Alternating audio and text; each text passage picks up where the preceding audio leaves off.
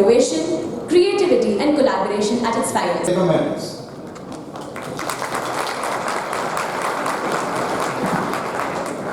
Thank you, Ayush. Great events are remembered not just for what was achieved, but for how they inspire us to move forward. A very good evening to everyone present here. I am Jitul Jacob, one of the student organizers of Gravitas 25. It is truly an thought-provoking. At the very outset, I have the distinct privilege of welcoming our chief guest, Shri Sharad Kumar Bachegowda, Honorable Member of Legislative Assembly, Host and Chairman of Karnataka State Electronics Development Corporation Limited. Served your leadership in advancing technology and fostering innovation, serves as a true inspiration for young engineers and aspiring leaders. We are deeply honored to have you with us this evening. It is also my proud privilege to welcome our beloved founder and chairman. A very good evening to all of you, respected dignitaries on the dais, and my young friends and future innovators of India. Let me begin by congratulating VIT, its founder, faculty, staff, researchers, and students in creating this outstanding ecosystem in a Tier 2 city of India. In the last 40 years, it has grown from 200 students to 60,000 students, which is a 300x growth in 4 decades, which is a phenomenal achievement and contribution and the ecosystem of building an excellent institution serving India. In the last 24 hours, I have seen students from Patna, Ambala, Anand, Puducherry, Mumbai and New Delhi all together working and trying to find solutions to the problems and challenges of India of today and tomorrow. This is the power of a mini India working together in an institution like VIT. And what is it that binds all of us together? I think what binds all of us together is our collective vision for a Viksit Bharat, a developed India by 2047, for which we will need the blessings of the 3 goddesses that we are venerating during this Navaratri festival. The goddess Durga, who symbolizes security and defense. This is what India needs to be a developed economy in 2047. The goddess Lakshmi, who symbolizes finance economics. And this is what India needs to be a developed country in 2047. And Goddess Saraswati, who symbolizes education and research. And this is what India needs to be a developed country in 2047. It is these core competencies that will enable India to become a $30 trillion economy. What is the meaning of becoming a $30 trillion economy? It means that India will grow 7.5 times in the next 25 years. This means that what India will be in 2047, 75% of that India is yet to be made. Which means that you and I, all of us sitting in this room, have this one in many generations opportunity in creating the India of our dreams. That is the power that this generation has. And I think higher education and research will play a pivotal role in achieving this vision. We need to move to what I call higher education 2.0. In the last 75 years, we have achieved great success in ensuring access to higher education. Nearly 4.5 crore students are studying in our universities. And we have a gender parity index of 1.01, which means there are more girls than boys in the higher education system of India, which is a phenomenal contribution of our collective efforts in ensuring that our system is inclusive. But the higher education 2.0 that I am talking about will need to focus on 2 vital pillars. The first pillar is research. We need to transition our universities from being teaching institutions to becoming centers of research that create cutting-edge knowledge in frontier areas. A recent report by London Economics conveyed that the economic impact of the University of Cambridge is 30 billion pounds. And 80% of this is from the research and knowledge activities of the University of Cambridge. That is the power of universities to contribute to any economy. For every £1 of research income for the University of Cambridge, it contributes 12.6 pounds to the economy of UK. This is the role that universities in India will have to play in order to contribute to the vision of Viksit Bharat. In the next 25 years, investment in research will increase from 0.7% of GDP to 3.5% of interest of GDP, which means a 5x increase in investment in research. But India itself is going to grow 8 times. This means that 3.5% of an 8 times larger India, which is a 40 times increase in investment in research. Our universities, students, staff, researchers need to be equipped to absorb and leverage the kind of funding that is going to be made available both by the public and private sector in order to contribute phenomenally. I'd like to draw your attention to the fact that the scale that VIT enjoys can be leveraged in a very, very big way. Research shows that an average individual gets 70,000 thoughts a day. With 50,000 individuals in this campus, you are having 35 crore collective thoughts every single day. If 1% of these thoughts are ideas, you are having 35 lakh ideas emanating from this single university every single day. So that the best minds consider research as a career and contribute to quantum changes in the economy of India in the next 25 years. The second pillar of higher education 2.0 is innovation and entrepreneurship. In the last 8 odd years, we have seen India's startup ecosystem grow from about 600 startups to 160,000 startups. We are the third largest startup ecosystem in the world with 100 plus unicorns. It's a tribute to the entrepreneurial spirit of India. And I'd like to place another fact file before you in an article that I have co-authored with the Mission Director of Atal Innovation Mission. Currently, 2% of students who graduate from our university, or best of our universities, opt for entrepreneurship and startups. If this number were increased just to 5%, 5% of students of graduates of our university opt for startups. And as the statistics go, if 90% of them fail, the remaining will be able to create 55 lakh jobs every single year. This is the job creation potential of startups. Today, US has about 16% of its students opting for entrepreneurship on graduation. UK is about 5%. So the countries that we hold as benchmarks have been able to achieve, and if we achieve this, it's going to play a phenomenal role in enabling our higher education system get out of the campus placement mindset and make our students from job seekers to job creators.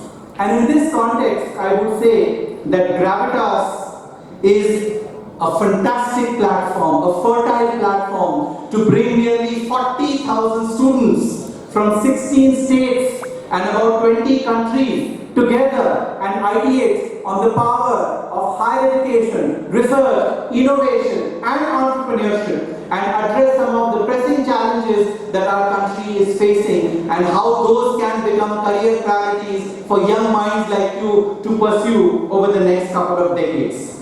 I wish to compliment VIT for creating this platform and consistently nurturing it year by year and bring it to a scale that is truly impressive.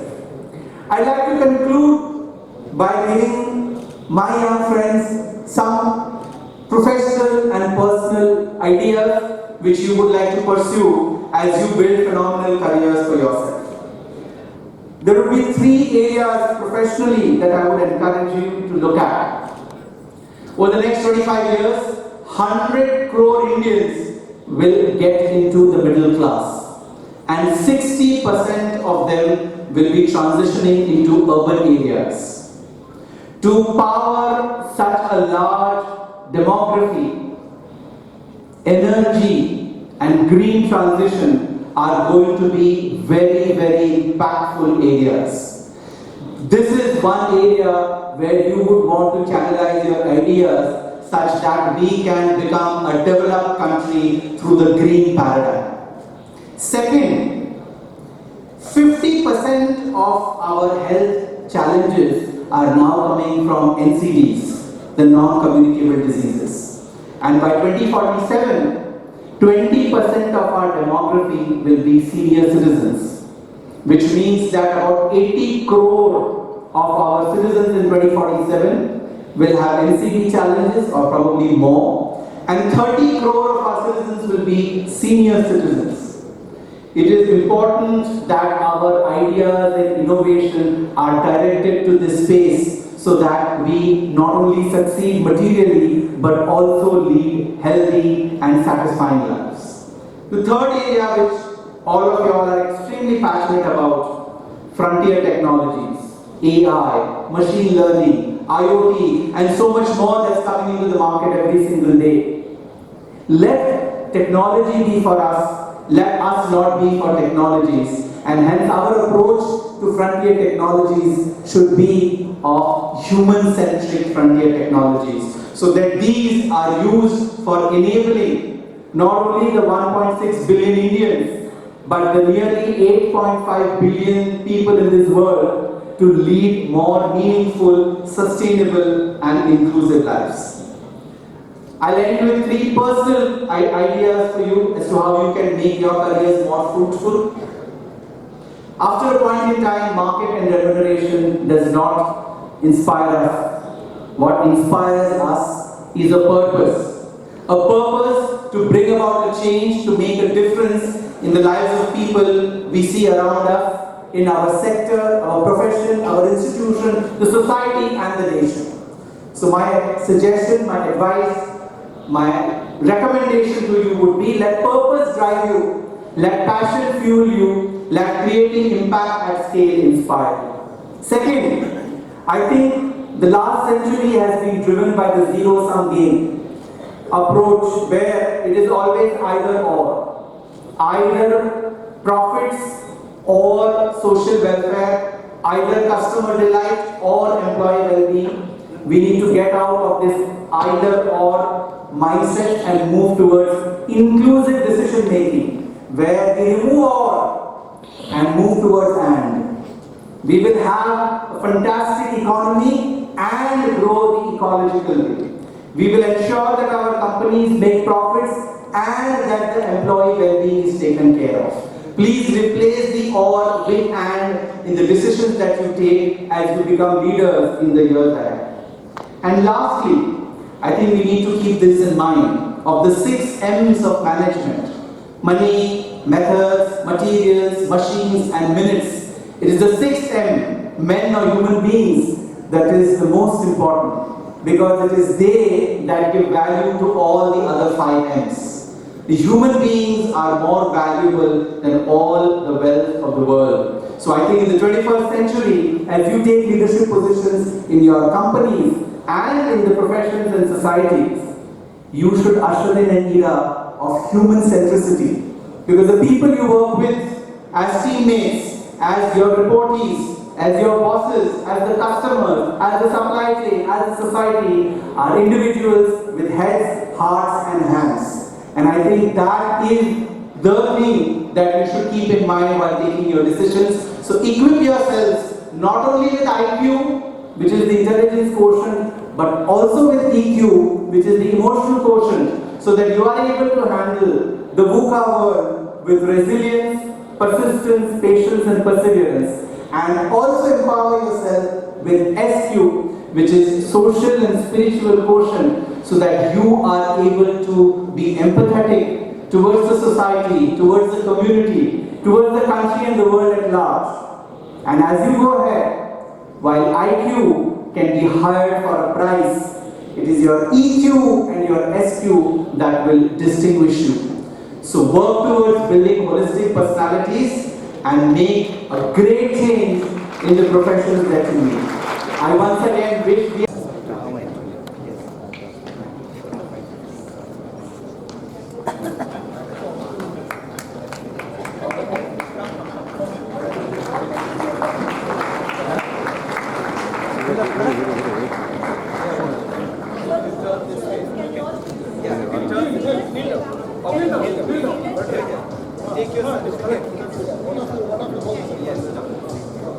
Madam, this madam.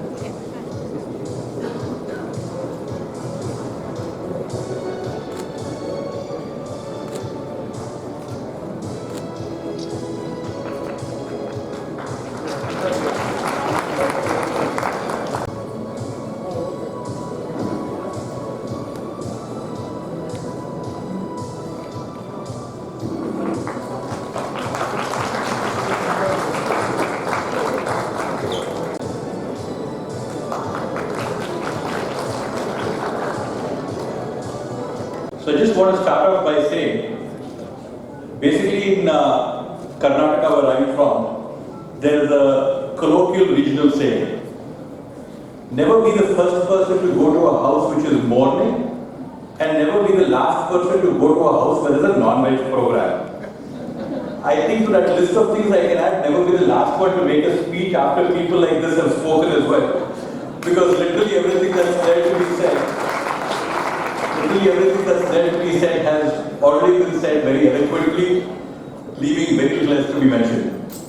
First of all, let me just say what a pleasure it has been to come and visit the VIP. Sandhya and I have been very close and dear friends.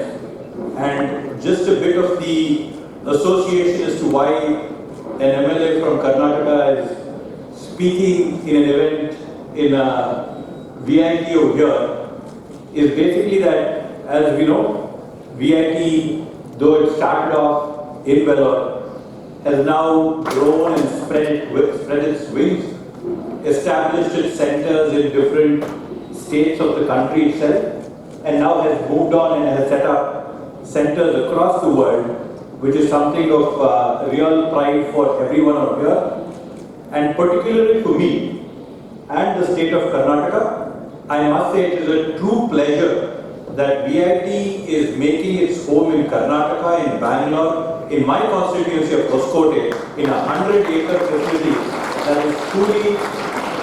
is truly something which is a moment of great pride for us, because what I've seen over here, what we've seen with respect to the talent present, the infrastructure, the kind of setup which is available over here, I must say to the Honorable Chairman, even in his absence, what Shri Vishwanathan sir has done over here is truly a global level facility in an emerging city, and kudos and put your hands together for the great man and his vision. I truly, I'm not here to flatter you, but I'm at a loss for words when I see that in a very short span of 4 decades. 4 decades can be a very long time, 4 decades can be a very short time. But if you look at it in terms of academics, 4 decades is a very short time, and what's been achieved in 4 decades is absolutely astounding to the vision of the man. So congratulations, sir, and we're truly proud that in the coming days, VIT will be present in Bangalore, VIT will be present in Karnataka, and VIT will be present in my constituency of Hoskote, and I assure you that everything which I can do to enable a journey of success like what you had over here, I will be with you in every step of the journey. Friends, I think Shashank sir has spoken very eloquently about the directions of the journey in which the country can go forward. To that, I would just like to add maybe one saying or one quote, which a very proud son of Tamil Nadu, a proud son of this country, Shri APJ Abdul Kalam sir said, the best way to direct which way the future goes in is to be the person who creates the future.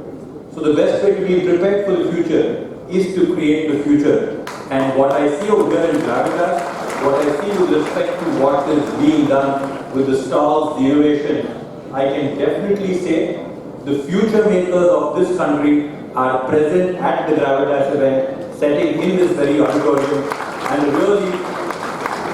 really amazing set of individuals over here who've done work what we saw. It could be in space tech, it could be in automotive, it could be in health tech, it could be in med tech. All of these things are great work which you're doing over here. With respect to the event itself, I was particularly pleased when I saw that sustainability was the theme of this event. We are living at a very exciting times. We are living at times where we are seeing possibly the biggest divide in this country. 10% of this country's population holds 75% of all its wealth and assets. There is a great disparity in the way wealth is held, in the way opportunities are encashed. That is something which we've all got to make sure that democratization is not just for politics. Democratization should be for education. Democratization should be for employment. Democratization should be investment. So we need to make sure that through this push for sustainability, we make sure that equal opportunities are available to everybody and that we move away from an oligarchy or a monopoly into a system, into a setup where everyone has an equal and level playing field. So I think sustainability in terms of our social setup is very important, and I think in the coming days, technology will play a very important role in making sure that this kind of level playing field is available to everybody.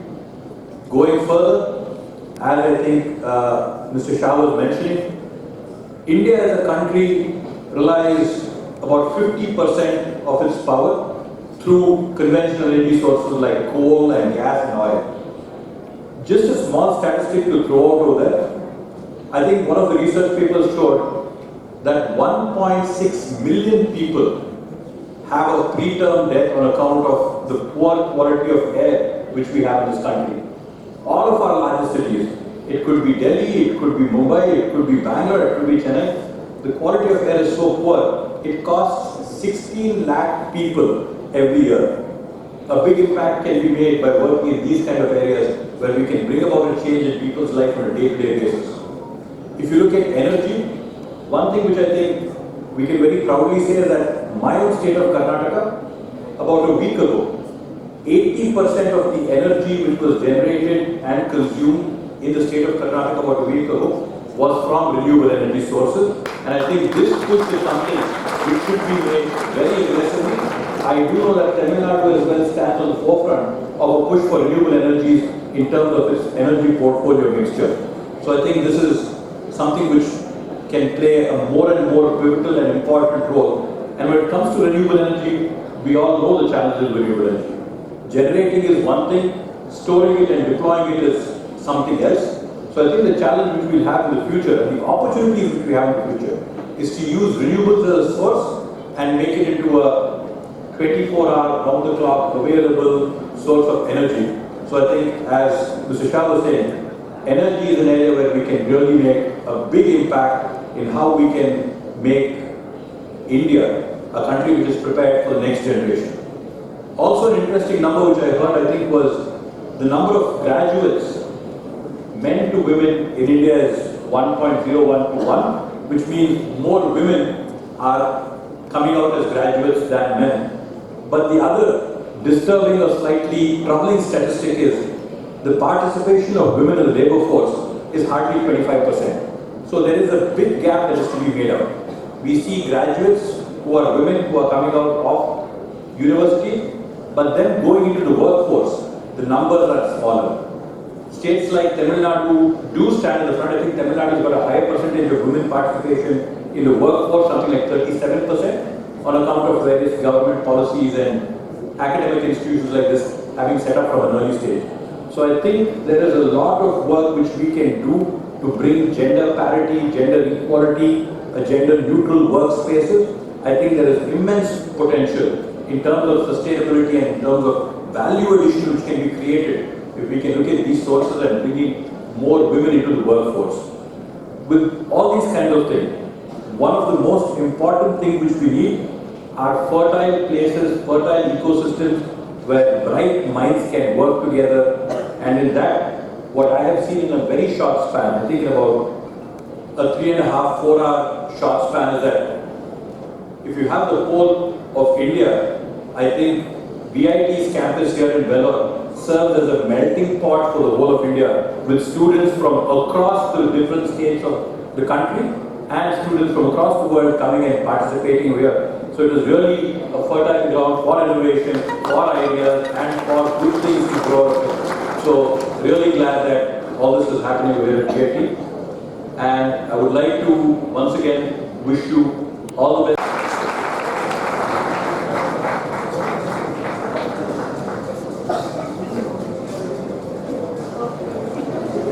Madam, please, madam.